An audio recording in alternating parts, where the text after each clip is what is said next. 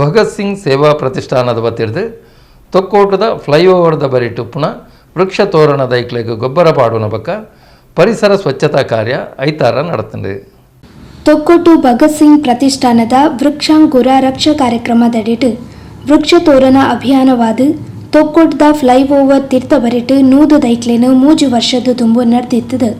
ಇತ್ತೆ ಪೊರ್ಲುಡೆ ಬಿಳೆದು ಉಂತುದುಂಡು. ಕೆಲವೊಂಜಿ ದೈಕಲು ಬಗ್ಗದುಪ್ಪುನೇನು ಸರಿ ಮಲ್ತದು, ಗೆಲ್ಲನ್ನು ಕಟ್ತದು, ಗೊಬ್ಬರನ್ನು ಪಾಡ್ದು ಸುತ್ತಮುತ್ತಲ್ದ ಪರಿಸರನ್ನು ಸ್ವಚ್ಛ ಮಲ್ಪುನ ವೇಳೆ ಐತಾರ ನಡೆತಂಡು.